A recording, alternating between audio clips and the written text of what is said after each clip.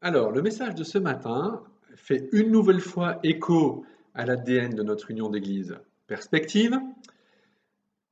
Je dois dire que cet ADN, je le trouve particulièrement bien fait, parce que je crois qu'il a cette capacité de nous guider et même aussi de nous défier dans des actions très concrètes, aussi bien individuellement que quand on est tous ensemble en église. C'est comme ça qu'il y a quelques semaines en arrière, j'ai parlé des églises qui devraient être pertinentes, des églises adaptées à leur contexte. Aujourd'hui, je vais parler d'autre chose, je vais parler de la diversité des ministères.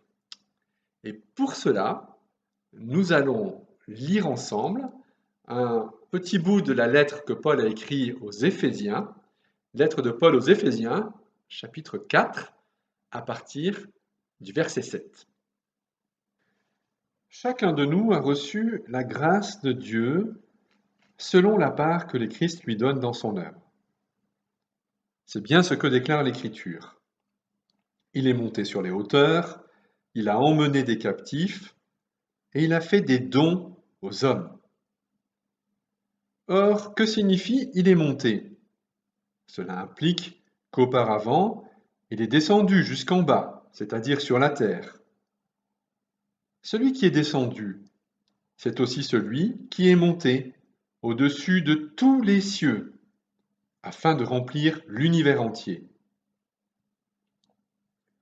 C'est lui qui a fait don de certains, comme apôtres, d'autres comme prophètes, d'autres comme évangélistes, et d'autres encore comme pasteurs et enseignants. Il a fait don de ces hommes pour que ceux qui appartiennent à Dieu soient rendus aptes à accomplir leur service en vue de la construction du corps de Christ. Ainsi, nous parviendrons tous ensemble à l'unité dans la foi et dans la connaissance du Fils de Dieu, à l'état d'adulte, à un stade où se manifeste toute la plénitude qui nous vient du Christ.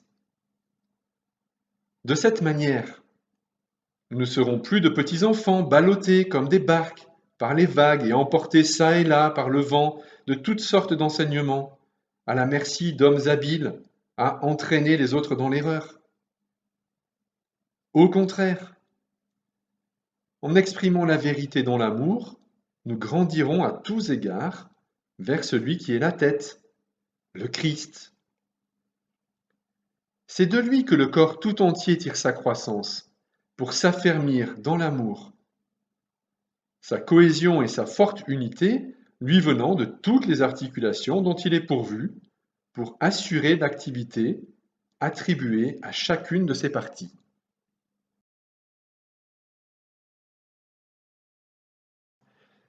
Alors, le cœur de ce passage, c'est que Jésus-Christ fait des dons aux hommes. Jésus-Christ fait des dons à l'Église. Quels sont ces dons? On trouve la réponse au verset 11. Ce sont les 5 ministères. Apôtres, prophètes, évangélistes, pasteurs et enseignants. Alors, comme c'est le seul passage de la Bible où les pasteurs sont explicitement mentionnés, évidemment, les pasteurs, ils aiment bien parler de ce passage-là.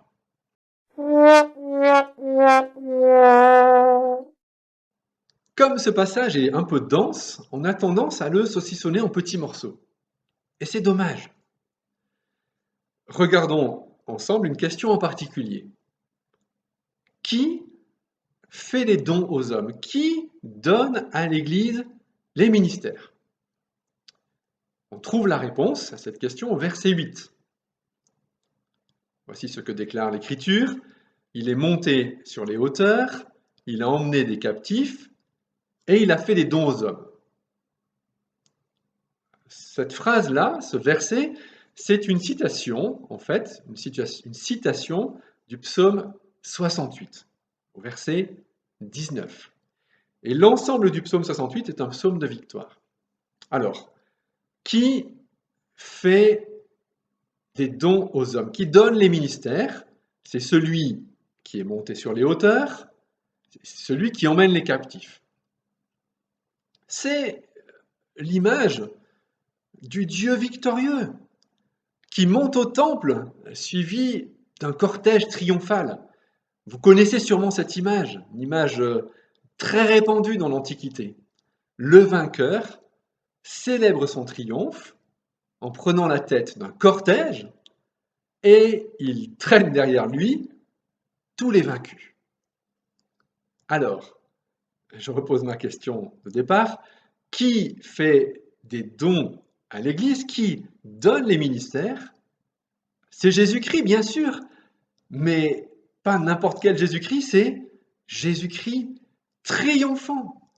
C'est Jésus-Christ qui est descendu sur la terre, qui s'est incarné, qui s'est fait homme, ce qu'on va fêter dans quelques jours maintenant, mais qui n'est pas resté sur la terre, qui est aussi monté, et qui est monté au-dessus de tous les cieux, dit le verset 10. Il est monté d'une manière triomphale. Et c'est lui, ce Christ triomphant, qui donne à l'Église les ministères. Voilà ce que nous apprend ce passage, si on ne le saucissonne pas en petits morceaux. Le Christ triomphant donne à son Église des fruits de son triomphe, et le fruit du triomphe de Jésus-Christ, pour nous, c'est-à-dire pour l'Église, ce sont les ministères.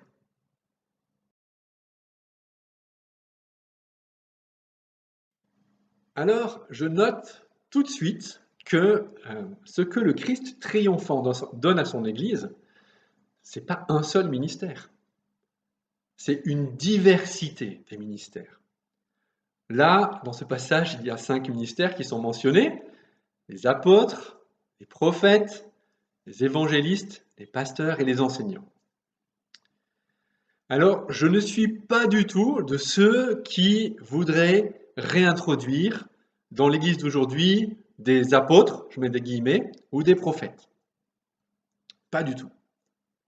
Mais je suis persuadé que l'Église d'aujourd'hui a besoin de grandir dans ces 5 dimensions. L'Église d'aujourd'hui est appelée à être apostolique. Elle est appelée à être prophétique, évangélisatrice, pastorale et enseignante. Quand est-ce que l'Église est apostolique? L'Église est apostolique quand elle pousse l'Évangile toujours plus loin, quand elle ouvre des nouvelles portes, quand elle entreprend pour le royaume de Dieu. L'Église est apostolique quand elle garde fidèlement le message transmis par Jésus-Christ et les apôtres. L'Église est aussi appelée à être prophétique. Et elle est prophétique quand elle est à l'écoute de Dieu, quand elle est éveillée à ce que Dieu est en train de faire.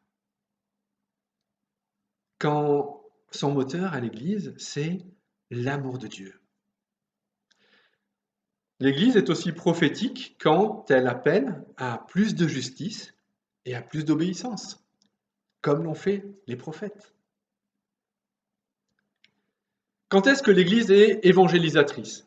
Ça c'est facile, c'est quand elle proclame bien haut l'Évangile, tout simplement.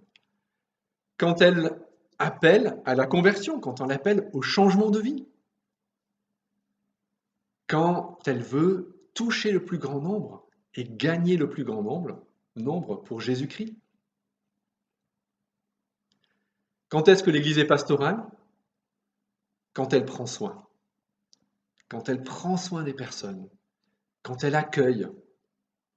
Même des personnes avec une histoire de vie compliquée. Quand elle accompagne. Quand elle fait grandir. L'Église est aussi pastorale quand elle veille à l'unité qui lui est donnée. Et l'Église est enseignante quand elle est pleine de la sagesse de la parole, quand elle connaît le conseil de Dieu, tout le conseil de Dieu, et qu'elle l'expose fidèlement. Voilà ce que l'Église d'aujourd'hui est appelée à être. Quelle belle diversité! Jésus-Christ fait des dons aux hommes, à l'Église, pour que l'Église grandisse dans ces 5 dimensions. Jésus-Christ ne donne pas seulement un ou deux ministères, non. Il donne à son Église une belle diversité. Il est généreux et créatif pour pouvoir grandir dans chacune des dimensions de l'Église.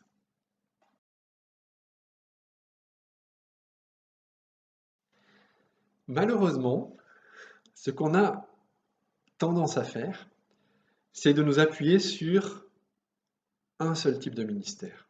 Au lieu de valoriser la diversité des dons que le Saint-Esprit fait à son Église, on a trop souvent mis l'accent sur un seul ministère. Très souvent, le ministère de berger enseignant. On a réduit les ministères. Et en plus, on a confié ça à une seule personne ou à un petit groupe de personnes. Alors perso, moi je suis un berger enseignant. Donc il ne s'agit pas de dire que c'est pas bien. Je suis très bien comme ça et j'aime ça. Mais je constate que ce n'est pas la totalité des dons que Jésus-Christ fait à son Église. Et j'apprends personnellement à être aussi autre chose. J'apprends à développer aussi d'autres dimensions de mon ministère. Je crois que Éphésiens 4, le passage que l'on a lu ensemble, nous apprend que la diversité des ministères, c'est l'écosystème qui conduit l'Église à la maturité. La diversité des ministères, c'est l'environnement qui conduit l'Église à la maturité. C'est ce qu'on voit à partir du verset 13. Je ne vais pas le relire en entier, mais Dieu donne des ministères avec diversité. Ainsi, verset 13, nous parviendrons tous ensemble à l'unité. Ainsi, nous parviendrons à la connaissance du Fils de Dieu. Ainsi, nous parviendrons à l'état d'adulte, à un stade où se manifeste toute la plénitude de Christ. Ainsi, nous grandirons à tous égards. Vous voyez, la diversité des ministères, c'est l'environnement qui conduit l'Église à la maturité.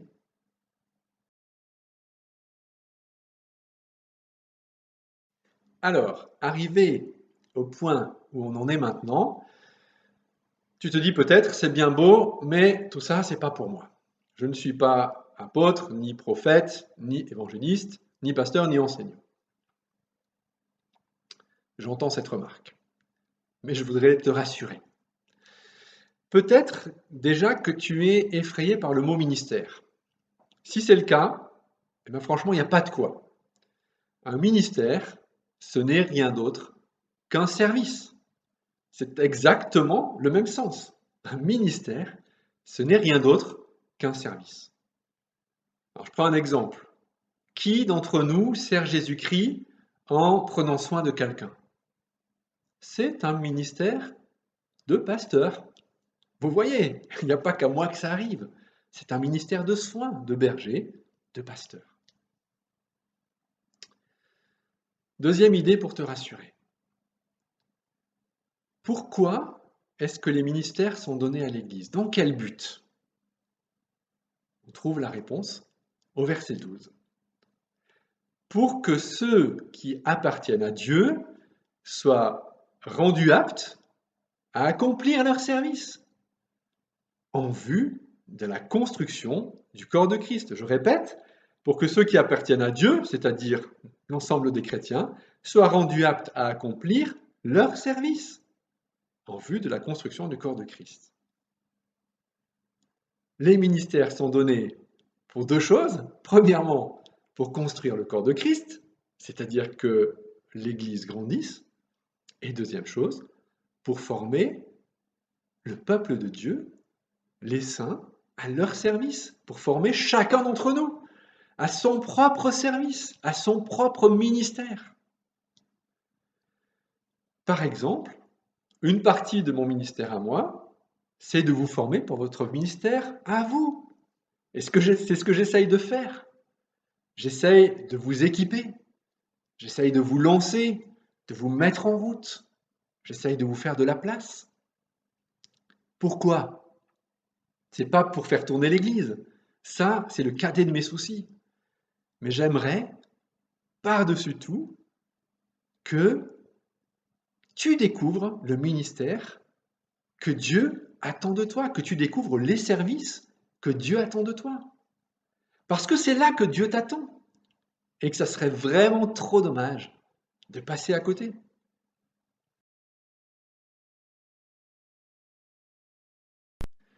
Alors, est-ce que tu as déjà réfléchi? Quel est ton ministère? Quel genre de ministère est-ce que Dieu attend de ta part? Je précise encore une chose, c'est qu'un ministère, c'est pas forcément un service pour le dimanche matin de 10 à 12 heures. Ça peut être pour la vie tout entière, à la maison ou au travail. Le travail, par exemple, c'est un lieu de ministère génial. Déjà, pour la plupart d'entre nous, c'est là qu'on passe le plus clair de notre temps, dans la semaine. Alors, ça fait plein d'occasions de servir. Quel est ton ministère? Si tu ne le sais pas, alors je te donne 3 conseils. Premièrement, demande à Dieu.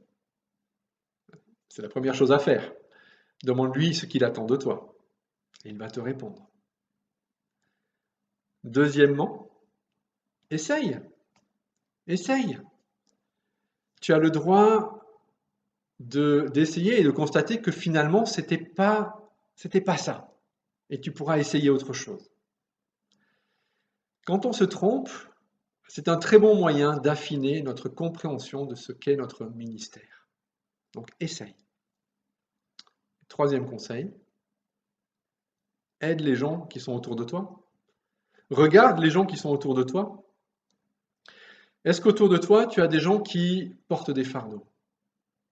Est-ce qu'autour de toi, il y a des gens qui n'ont pas d'espérance? Est-ce qu'autour de toi, il y a des gens qui ont une vie percutée par le péché?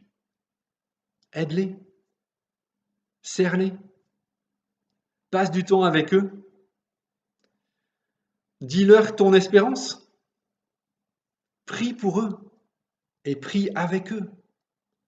Sème l'évangile en actes et en parole. Mets-toi au service des gens qui sont autour de toi.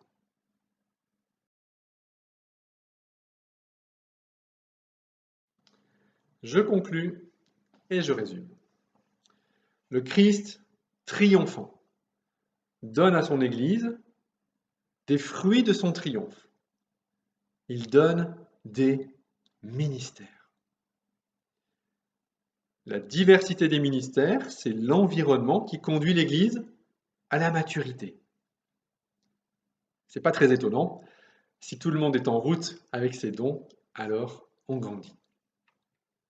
Je constate d'ailleurs qu'il y a une espèce de loi divine. C'est en servant qu'on grandit. Je suis à peu près sûr qu'il y a tout plein de gens parmi nous qui pourraient en témoigner. Je ne sais pas comment ça marche et je ne sais pas pourquoi, mais je constate que très souvent, c'est en servant qu'on grandit. Dieu a un ministère pour toi. Je souhaite de tout mon cœur que tu le découvres et que tu l'affines petit à petit. Et je suis prêt à prendre le pari que c'est là que tu vas grandir, au profit du corps de Christ tout entier.